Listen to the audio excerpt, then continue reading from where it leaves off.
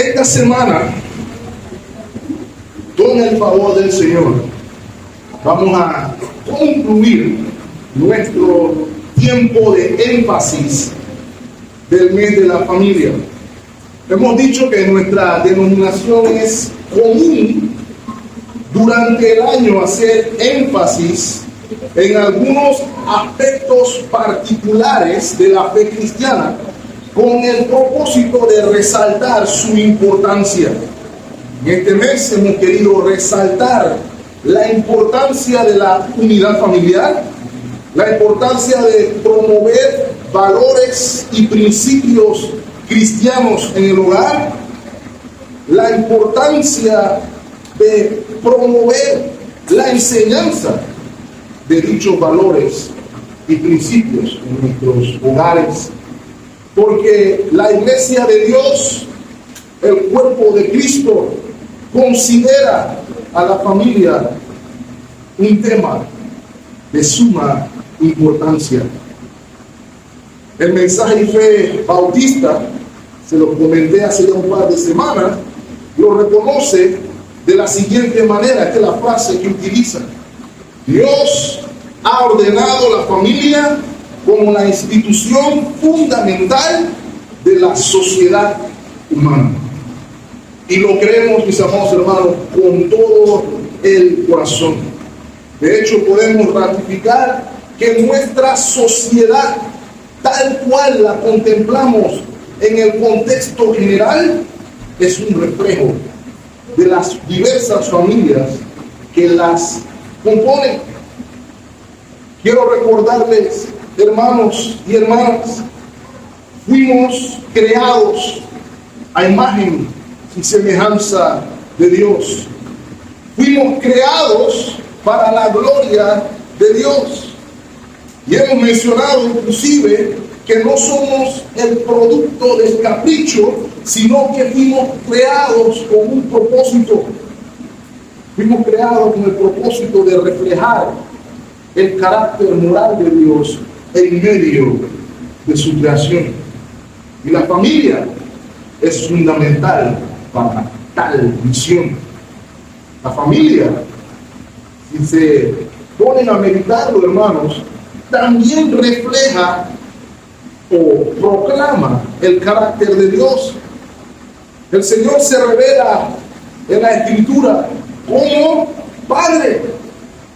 El Señor en Jesucristo nos adopta como hijos. La familia es el mejor diagrama que encontramos para llamar a la iglesia de Dios. Es un cuerpo donde nos llamamos hermanos, hermanas. El matrimonio, la sagrada institución del matrimonio, tipifica con claridad meridiana la unión y la relación de Cristo con la iglesia. Por tal razón, mis amados hermanos, estamos llamados, estamos, como diría el el apóstol Pablo, obligados a vivir el diseño divino para la gloria de Dios. No quisiera, hermanos, que concluyéramos hoy pensando hasta el otro año cuando hablemos de la familia, sino que salgamos con la determinación, por el poder del Espíritu de Dios, de vivir nuestra vocación y de vivir nuestro diseño para la gloria de Dios. ¿Por qué?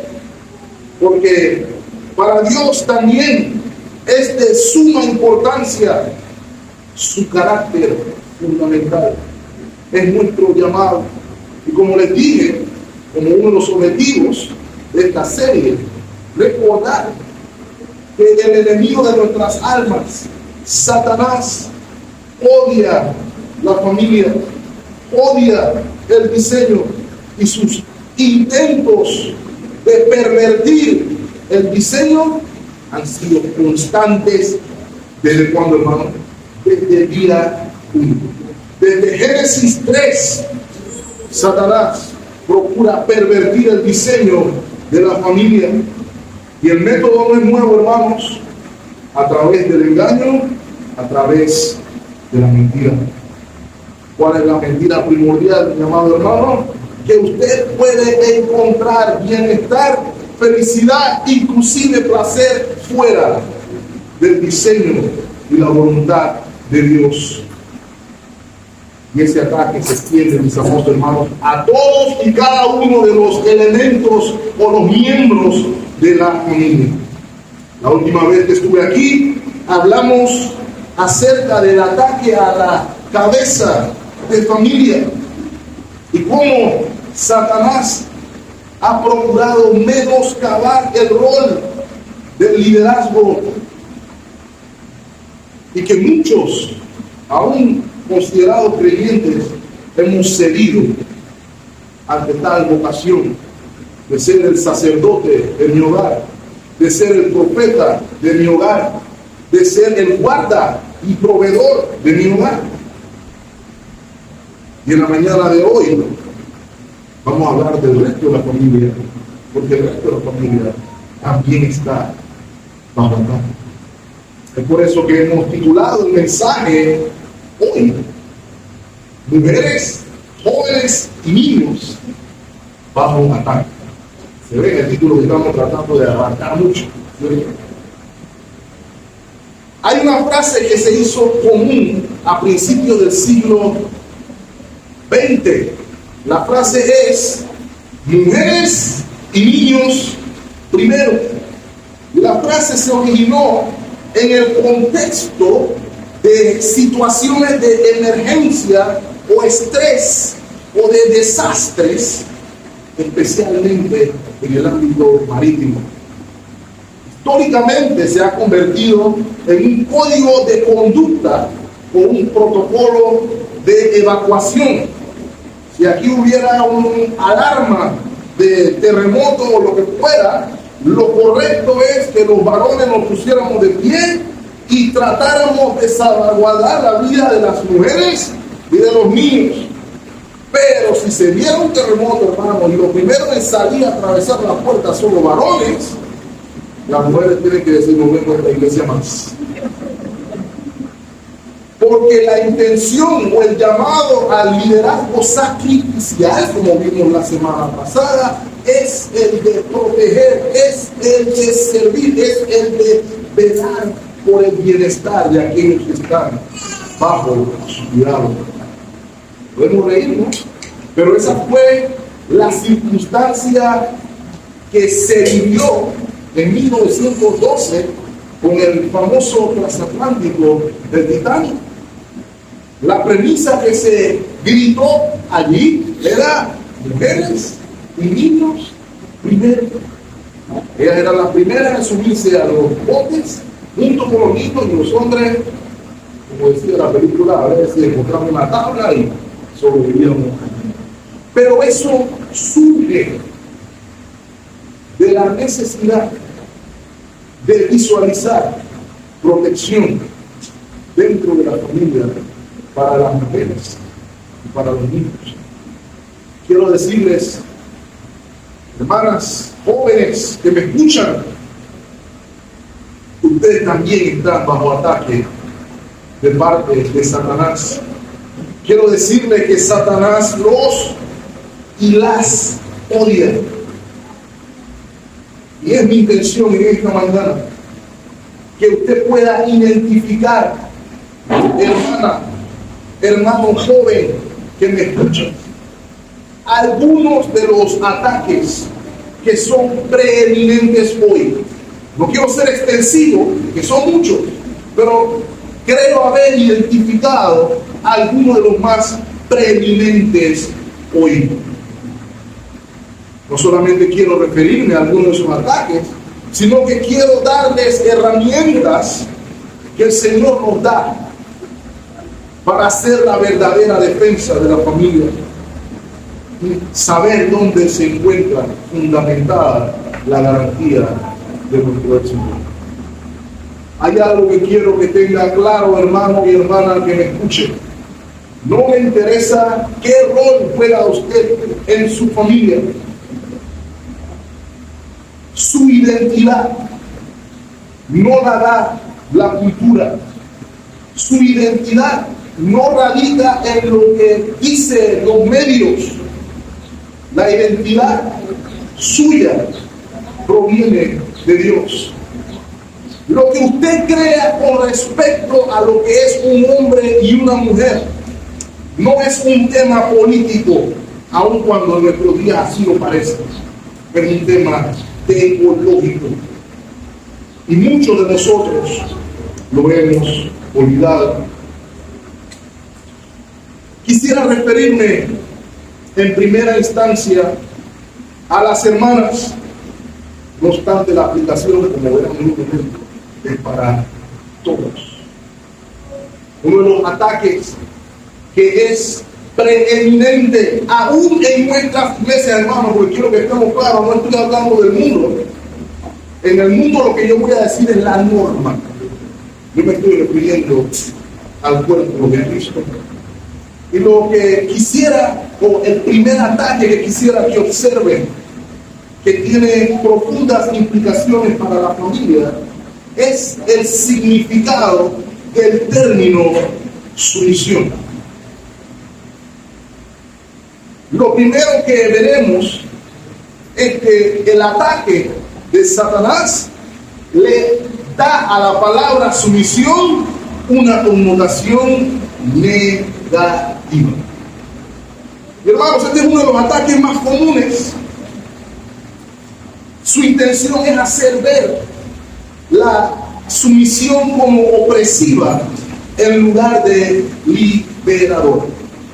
Y lo primero que quiero hacer ver y procurar establecer es que la sumisión es una virtud cristiana. ¿Me están escuchando, hermano? La sumisión no tiene género. Es una virtud cristiana. No es un requisito para un género en particular y no requisito para otro género. Es una capacidad que es otorgada por el Santo Espíritu de Dios. Acompáñenme a Efesios capítulo 5, por ejemplo. Vamos a leer desde el versículo 15 para que podamos observar el punto que quiero tratar de hacer. Efesios 5:15 dice: mirad pues con diligencia cómo andéis. Y la exhortación del apóstol Pablo a la iglesia es que seamos diligentes en examinar nuestra conducta, nuestra manera de vivir. Y debemos hacer un contraste. No debemos vivir como necios, sino que debemos vivir como sabios. ¿Qué implica en este contexto vivir como sabios? Versículo 16. Aprovechando bien el tiempo, porque los días son buenos y placenteros. Tal como los días de Pablo y la iglesia en Éfeso en el primer siglo, nuestros días toman la misma descripción. Y por eso hace el llamado en el versículo 17: por tanto, no seáis insensatos, sino entendidos de cuál sea la voluntad del Señor. De nuevo, aquí vemos que el término o el tema va relacionado con la voluntad de Dios, no con lo que la cultura plantea. Versículo 18, aquí es donde quiero hacer el énfasis: no os embriaguéis con vino, en lo cual hay disolución, y no del contraste, mis amados hermanos, antes bien, sed llenos del Espíritu Santo. ¿Y qué debemos hacer llenos del Espíritu Santo? Hablar entre nosotros, y aquí se nos describen algunos medios de gracia de los cuales la iglesia debe ser partícipe para su propio bien. Algunos lo hemos celebrado hoy, ¿cierto?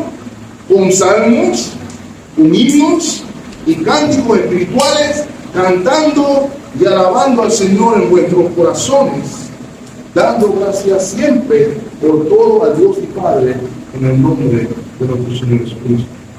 ¿Por qué leí todo esto primero, hermanos? Para entender cómo se llega al versículo 21, el cual es a veces la razón de conflicto, no deberían serlo.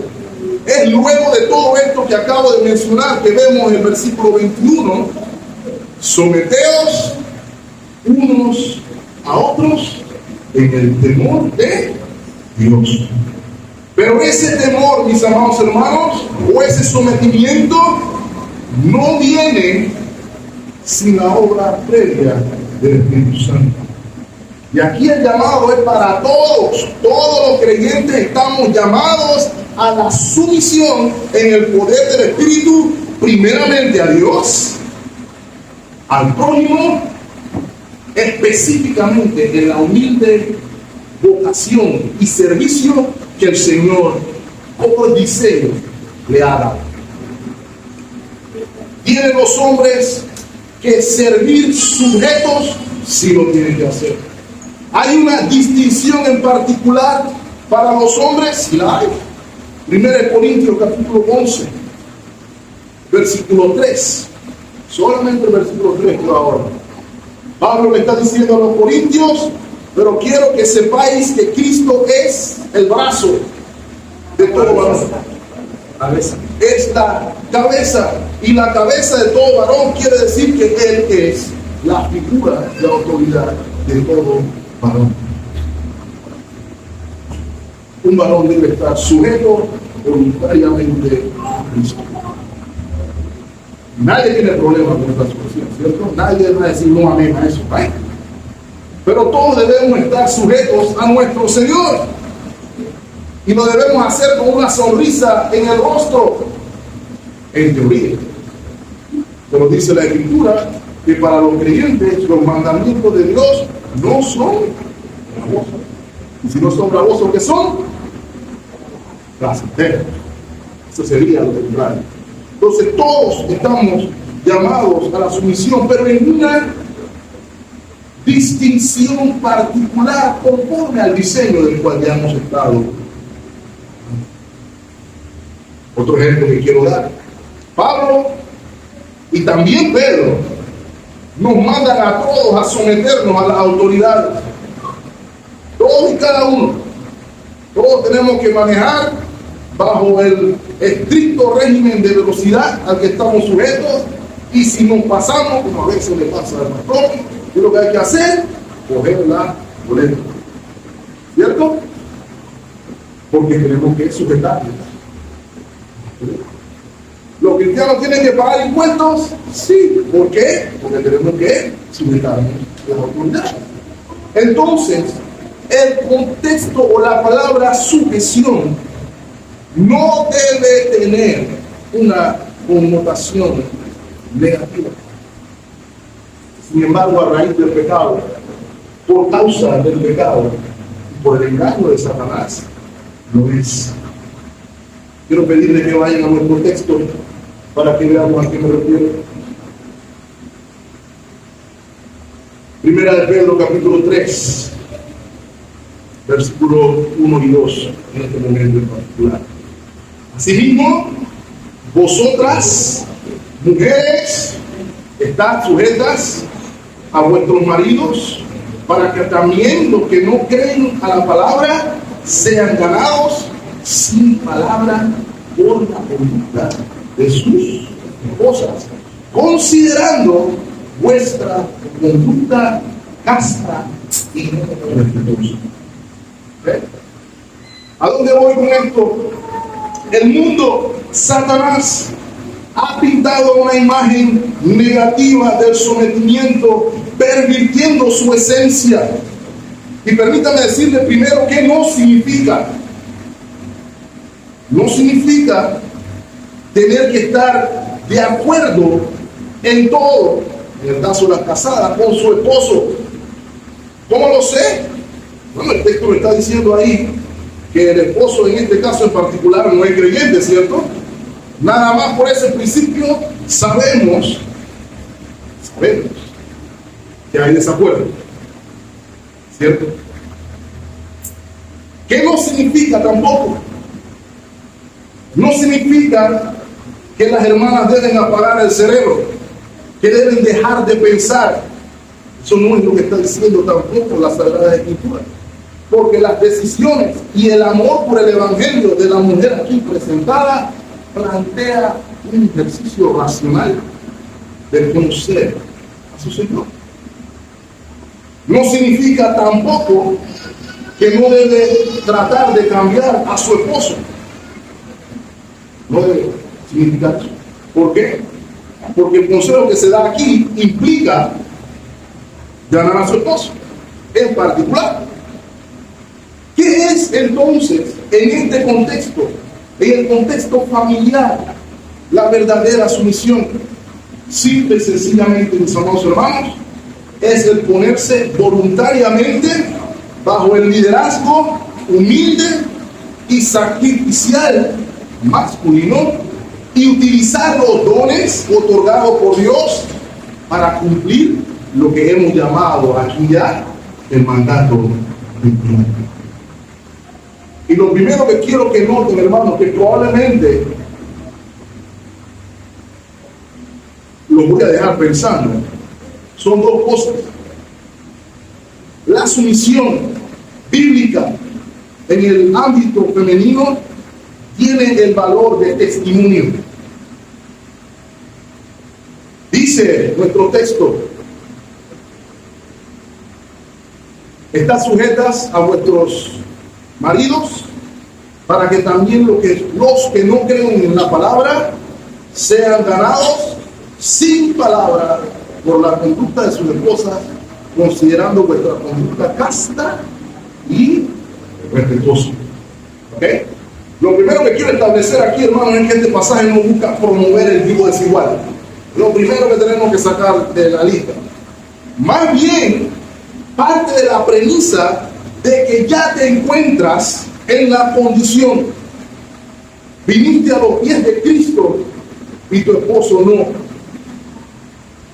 Pero note, la conducta sumisa, santa y respetuosa, que es lo que quiere decir ahí, pueden ser un instrumento de Dios para traer a tu esposo a los pies de Cristo. Pero ¿saben qué es lo más llamativo de este pasaje, mis amados hermanos? La base y la belleza de la feminidad se funda en la esperanza en Dios. Note a qué me refiero con eso. Primero, no estoy diciendo que la esperanza de la mujer es su marido. No. Tampoco estoy diciendo que la esperanza de la mujer se encuentra en algún hombre, cualquiera que sea, sino que la esperanza de la feminidad bíblica es su Dios. Y quiero que comprendan el engaño de las ideologías que están siendo aupadas por Satanás y que algunas mujeres han abrazado aún en la iglesia, es que tú solamente te necesitas a ti misma. Tú eres suficiente. El mensaje es que no necesitas ningún hombre. No necesitas a nadie. Tú eres autosuficiente. Tú eres empoderada. Tú eres poderosa. Pero la Biblia dice que tu fuerza proviene de tu esperanza en Dios. Quiero que me noten aquí, Primera de Pedro, capítulo 3, versículo 5. Dice: porque así también se ataviaban en otro tiempo aquellas santas mujeres que esperaban ¿en quién? Dios. En Dios. ¿Cómo? Estaban sujetas a sus maridos. Nuestra cultura presenta a la mujer sumisa como una mujer débil, cuando por el contrario, lo que caracteriza la feminidad bíblica es la fuerza fundamentada en la esperanza en Dios. Acompáñenme a Proverbios 31, versículo 25.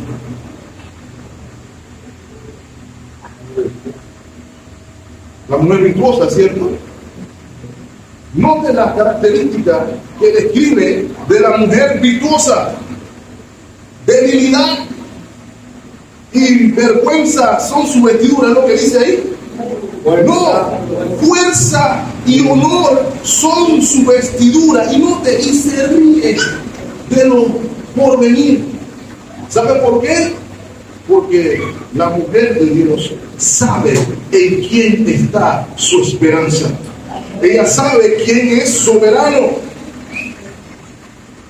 Y su fuerza proviene no de ella, sino de Él. Se nos da un ejemplo, por ejemplo,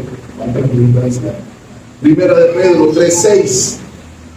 Como Sara obedecía a Abraham, llamándole Señor, de la cual vosotras habéis venido a ser hijas, si hacéis el bien, ¿no? Sin temer ninguna amenaza. El fundamento, mis amados hermanos, de la feminidad bíblica, del sometimiento femenino, es la esperanza en Dios. No es su marido, no es el que podría ser su marido, es Dios. Ese es el primer llamado. Esa es la primera advertencia. ¿Y qué si no soy casada? ¿Y qué si no hay ningún hombre con el que esté relacionado actualmente? Quiero que sepan, hermanos, los principios del diseño se aplican sin importar en la condición civil que usted se encuentre. Tito 2 manda el apóstol a Tito a que las mujeres enseñen a otras a vivir el diseño, a vivir su vocación, a vivir su llamado en la sociedad, que debo decir, mis amadas hermanas, va contrario a lo que la corriente del mundo proclama.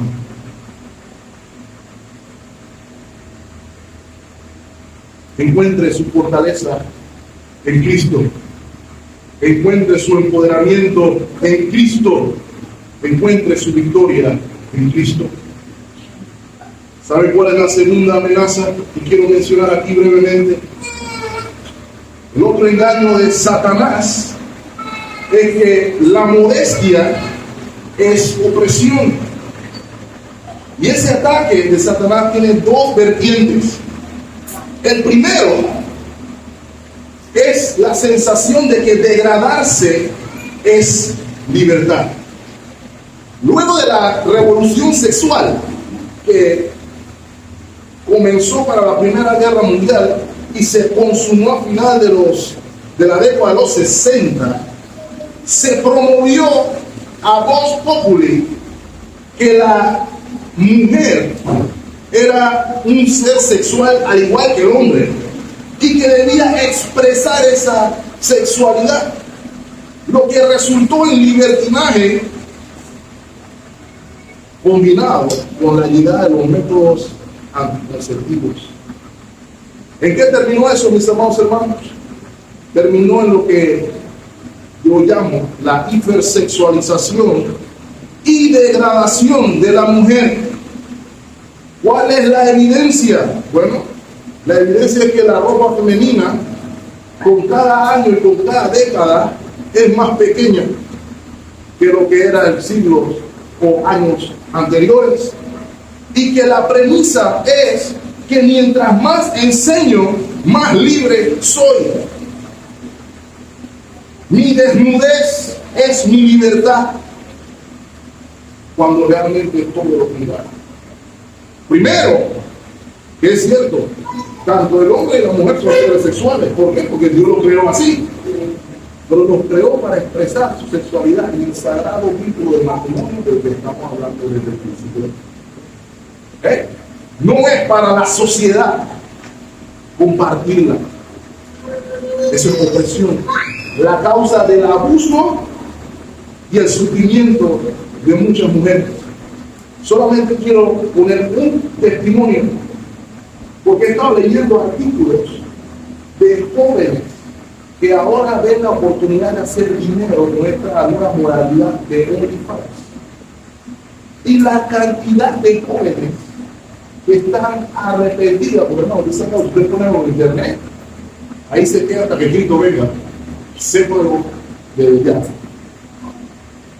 Pero ellas vieron expresar así su sexualidad como un método de libertinaje, de libertad de la opresión, pero ha sido causa de dolor, sufrimiento, pérdida e inclusive la incapacidad, mejor dicho, de hacer vida en familia con normalidad. Y esa es la sociedad que nuestros hijos están viendo hoy. ¿Por qué? Porque hemos escuchado la voz del mundo.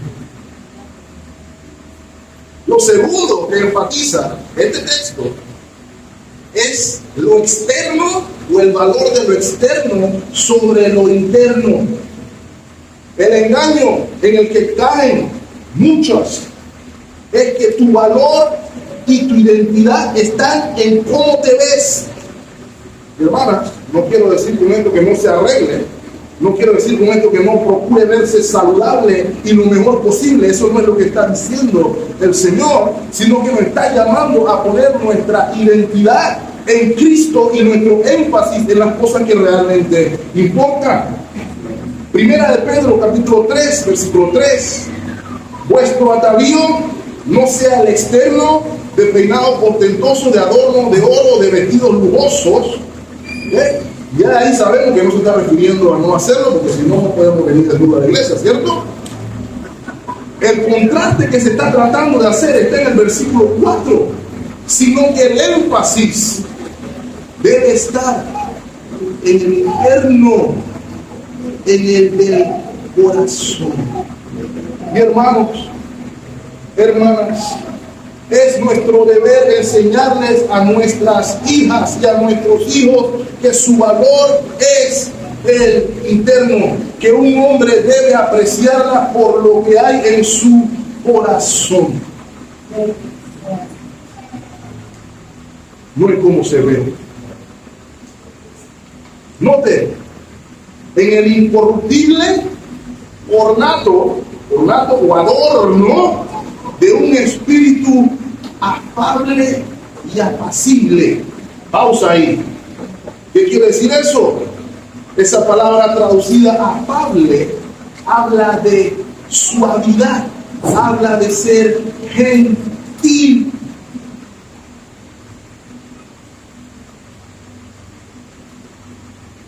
Característica que debe primar en el género femenino. Noten, la otra palabra es apacible, la cual obviamente habla de tranquilidad, de paz. ¿Por qué lo digo, hermanos? Ya eso no se premia hoy.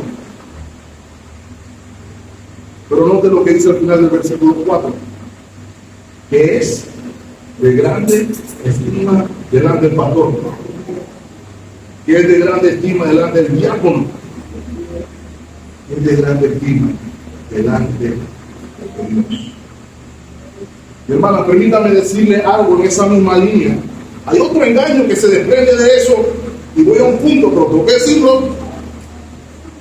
Hay un engaño del mundo que le hace pensar que los hombres débiles, que los hombres que no se sienten atraídos a una conducta no apacible, a una conducta no gentil o afable, son hombres débiles.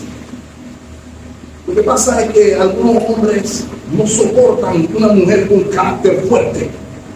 Son débiles.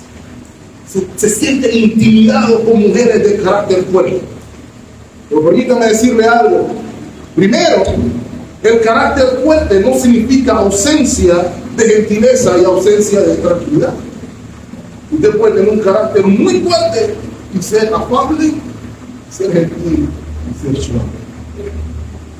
Lo segundo, permítame decírselo de todo corazón, hermano, los hombres por diseño no fueron creados para ser atraídos a eso. Ese es un engaño de la sociedad. Y permítame decirle a algunos varones que a raíz de ciertas agendas se han feminizado a tal punto que están casados con un hombre. ¿En qué sentido lo digo? que es igual de rudo que tú y que está dispuesto a pelear contigo por cualquier cosa. Eso no es diseño, hermano. Eso es un engaño de la sociedad. Ningún hombre se tiene que sentir atraído a eso. Cuando el hombre y la mujer fueron creados, Adán estaba feliz con la cosa que le tocó, dispuesta a vivir el diseño junto. No cedamos ante el engaño. Lo que debe resaltar en nuestras vidas es lo interno, y es algo que también debemos enseñar a las siguientes generaciones, porque lo que priva hoy es lo externo. Pero nuestro interés es darle gracias y darle la gloria a Dios. El tercer y último ataque al que me quiero referir hoy es el de que la maternidad es un estorbo. Eso es común hoy también. La maternidad obstaculiza tu desarrollo individual y personal. Permítame decirle, hermanos, el libro o la carta a Timoteo, hay una porción, capítulo 2, versículo 15, si no me equivoco, la primera carta, donde se le dice a la mujer, esa es la enseñanza que está dando Pablo a Timoteo, que se salvará engendrando hijos. Ahora, hermano, no me miren mal todavía, déjenme explicar. Ese es uno de los pasajes más mal interpretados de la historia bonita del mundo. Amén. ¿Ok? Ese pasaje no dice que la mujer solamente existe para dar a luz y que si da a luz o si no da a luz se va para el infierno. Eso no es lo que está diciendo el pasaje. La intención, la fuerza del pasaje es mostrar que en las circunstancias en las que Dios te ha puesto conforme a tu diseño, encontrarás la satisfacción y la bendición de Dios. Ese es el principio. Aún en las circunstancias de la maternidad, en el diseño que el Señor te ha dado, cumpliendo el diseño, ya sea que tengas hijos o no, Dios ha de bendecir. ¿Qué es lo que quiero decir con esto, mis amados hermanos? Que no hay verdadera felicidad fuera del diseño de Dios. Le voy a poner un ejemplo, porque usted no me crea. Pero por allá, por el año 2009, se hizo un estudio para analizar por qué las mujeres americanas y europeas eran menos felices que en los años 60. ¿Por qué? Alguien se decidió a hacer una investigación. ¿Por qué? Porque hay un contraste. Porque supuestamente en los años 60, donde la mujer estaba oprimida, no podía votar, no podía hacer, no podía deshacer, la mujer estaba más feliz que ahora, que podía hacer todo. Y se debate los analistas del documento, bueno, puede ser, porque igual hay que poder barajar la maternidad y el trabajo y tantas otras cosas. ¿Sabes cuál es la respuesta, hermano? Nomás hay una. La felicidad está en el diseño. En el diseño. Solamente allí se encuentra la satisfacción por la cual el Señor te trajo. En la circunstancia en la que te encuentras, hermano. Pero el mundo está diciendo que ser mamá es un problema. Que tú lo que tienes que ser, no estés esclavizada en la casa, porque estés esclavizada en la oficina debajo de un jefe. Y ahí sí me siento empoderado, y ahí sí me siento fuerte, y ahí sí me siento realizado. Hermanos, hermanas, tenemos que pasar a la siguiente generación. Que lo que Dios dijo que era bueno, sigue siendo bueno. Hermano, la maternidad sigue siendo buena. ¿Okay? No le hagan caso a los que dicen que ya estamos llenos y que ya no cabemos más aquí. Eso no es el problema nuestro, es el problema de Dios. ¿Ok? No escuchen el engaño. Quiero tomar los últimos minutos para entonces referirme a los ataques a los jóvenes y finalmente aterrizar en cuál es nuestra esperanza, cuál es nuestra solución. Efesios capítulo 6, versículo 1 al 3. Hijos, obedeced en el Señor a vuestros padres, porque esto es justo. Honra a tu padre y a tu madre, que es el primer mandamiento, con promesa, para que te vaya bien y seas de larga vida sobre la tierra. ¿Por qué menciono esto?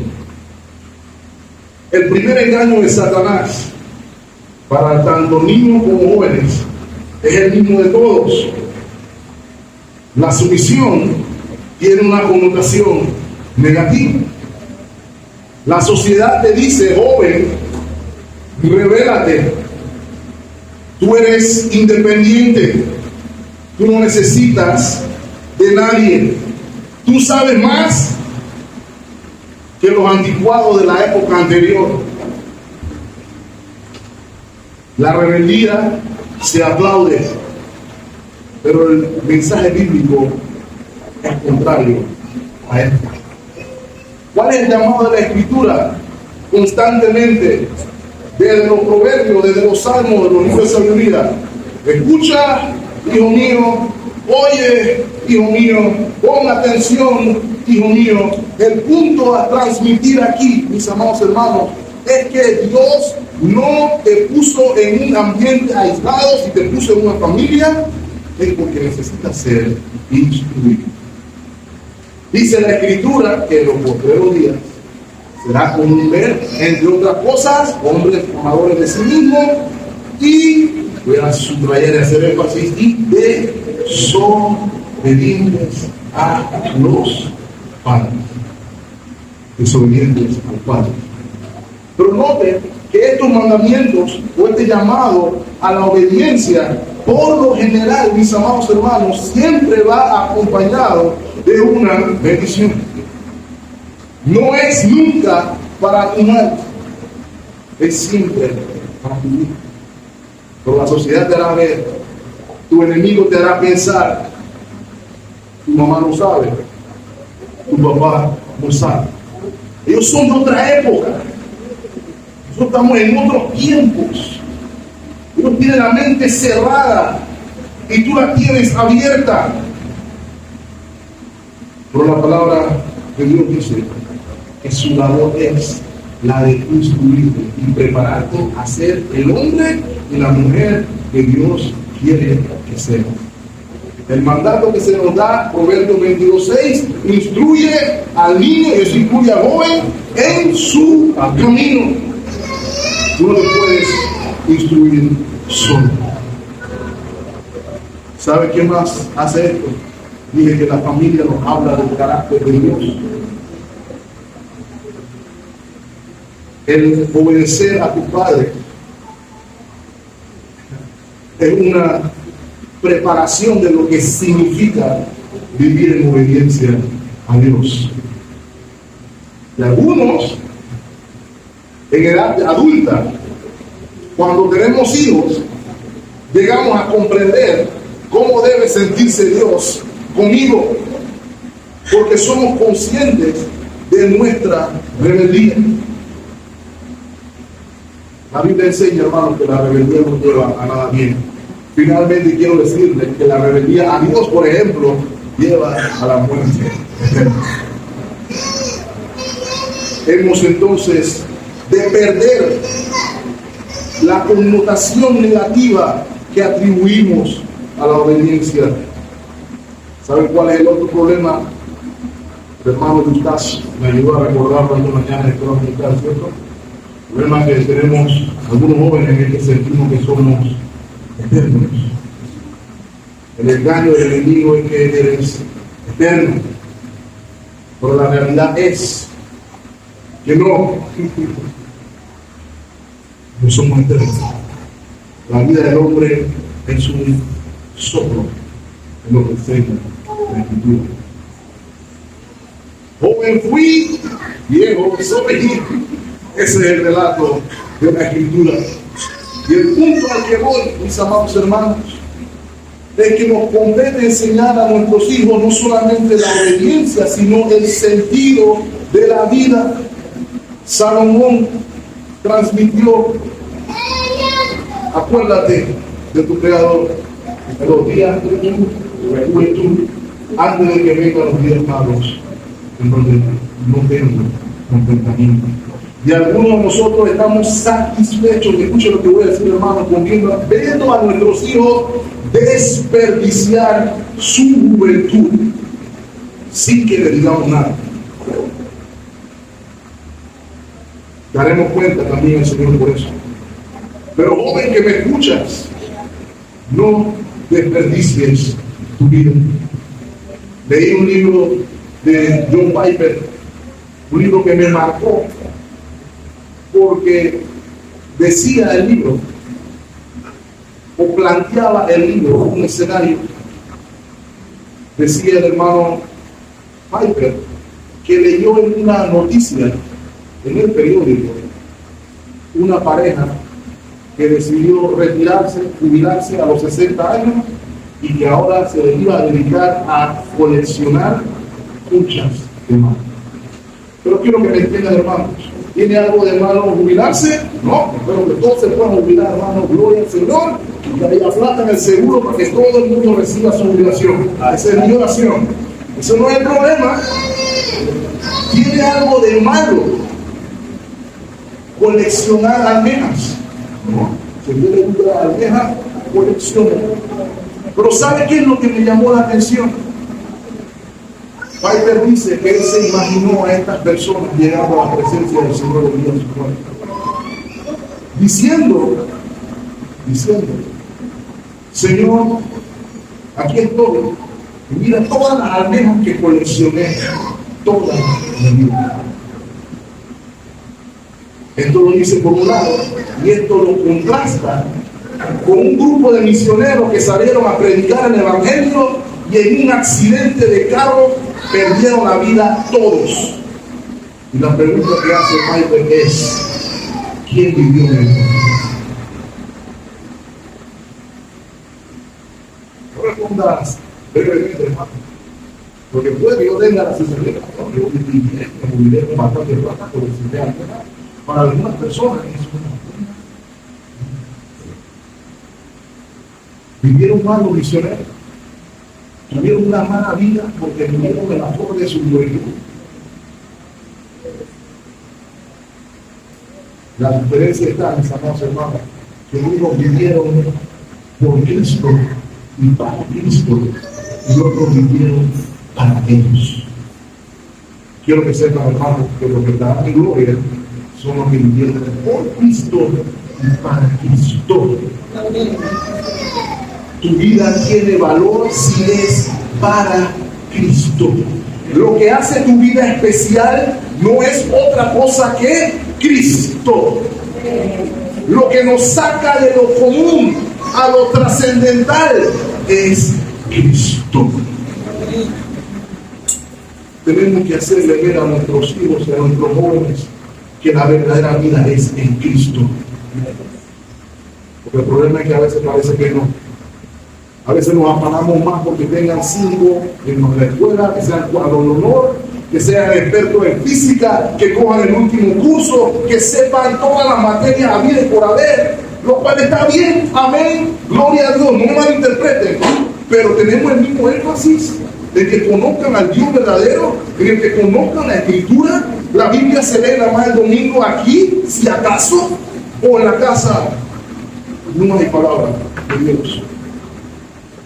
Nos sentimos cómodos y decimos, está bien, mientras sepa matemática,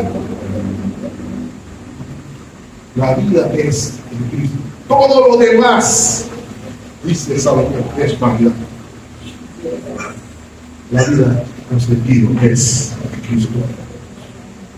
¿Saben cuál es el último ataque o el último engaño al que quiero hacer alusión?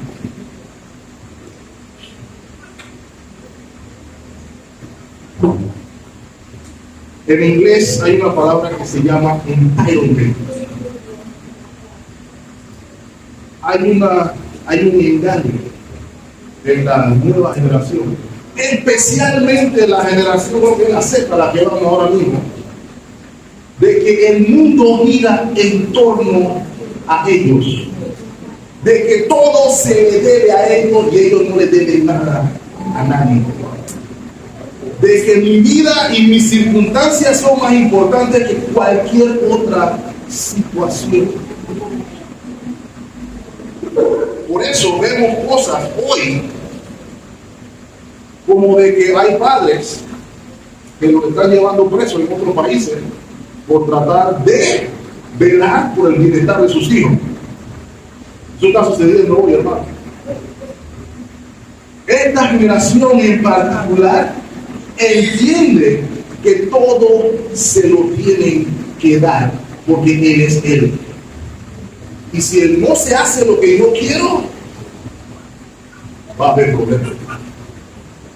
¿Me está escuchando, hermano? He visto videos de jóvenes diciéndole a su padre: cómprame eso. Si no me compran eso que yo quiero, si no me dan eso que yo quiero, aquí va a haber un problema. ¿Sabe qué es lo más lamentable? Padres ahogando esa. ¿A dónde voy con estos jóvenes? Permítame decirlo, si me se lo ha dicho. El mundo no gira en torno a ti. Hay un mundo real allá afuera donde nadie te conoce. Nada más te conocen en tu casa. ¿Ok? La Biblia enseña. El Señor atiende al humilde y mira de lejos al altivo. Y por ese deseo de querer que tengan lo que usted y yo no tuvimos cuando estábamos pelados, hemos construido ese monstruo. Pero se puede desactivar, hermano, con fe, enseñando el diseño divino, enseñando que el liderazgo masculino no es que me dan, sino que doy. ¿Cómo puedo servir a otros? ¿Cómo puedo ser de impacto? ¿Cómo puedo cumplir el mandato cultural?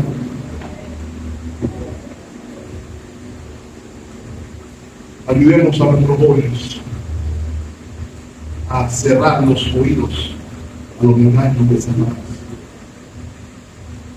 ¿Cuáles son las herramientas? Son dos, hermanos. La principal, la más poderosa de todas, porque es un asunto de la verdad. La herramienta primordial es la palabra de Dios.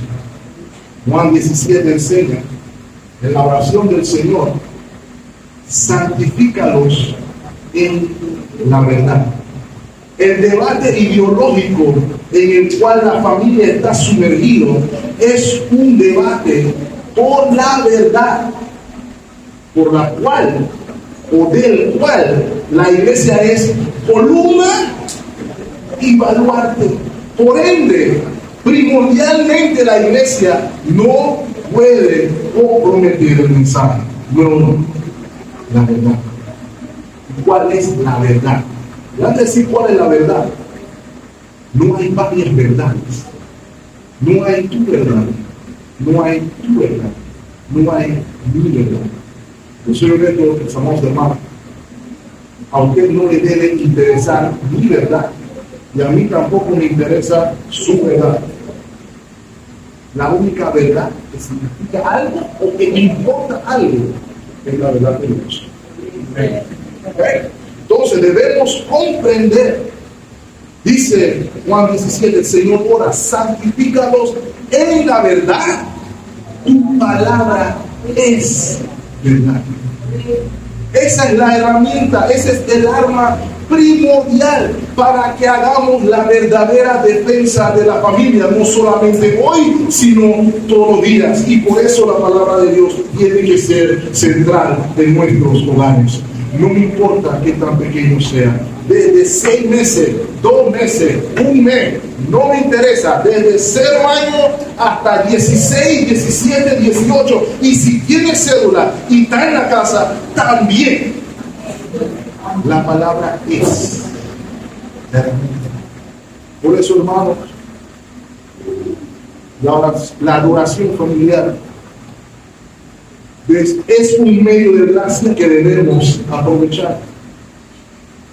El cantar salmos, cánticos espirituales, himnos los unos con los otros, también es medio de gracia que debemos aprovechar, porque nos recuerdan 2 cosas: cuál es la verdad, y nos recuerdan también cuál es nuestra esperanza, porque nuestra esperanza sigue siendo Cristo.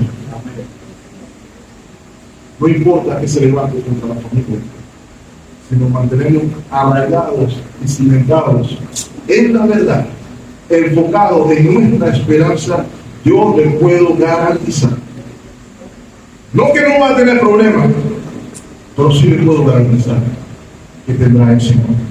No porque lo digo yo, sino porque lo dice el Señor. La pregunta es: ¿le crees al Señor? ¿Crees que su palabra es verdad? ¿O crees que hay otras verdades? Nos compete a nosotros, mis amados hermanos. Se lo dije a la iglesia anterior, en el mensaje de la semana pasada. Nos compete a nosotros preparar a la siguiente generación. No porque nosotros seamos lo más importante o lo más expertos, sino porque por gracia Dios lo puso a usted. No podemos seguir quejándonos. ¿Qué pasa con la juventud? ¿Hasta cuándo la lucha por los jóvenes? Tenemos que comenzar a actuar. ¿Sabes dónde comenzamos? No en la escuela.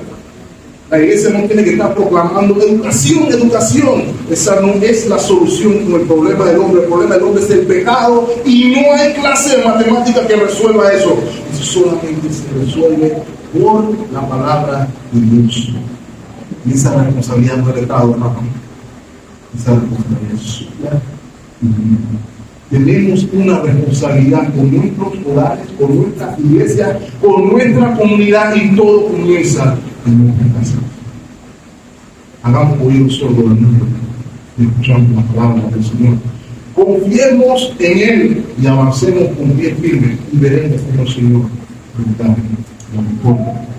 Dios le bendiga ricamente, mis amados hermanos. Estemos orando. Amado Señor, gracias por tu palabra. Gracias por la esperanza que nos das de que no estamos solos, de que tú nos has concedido tu palabra, de que tú nos has concedido tu espíritu, y que arraigados y cimentados en tu palabra hemos de poder cumplir con nuestra vocación. Danos ojos, Señor, que amen tu diseño. Danos ojos, Señor, que comprendan que lo que tú dijiste que es bueno, sin importar quién diga que no lo es.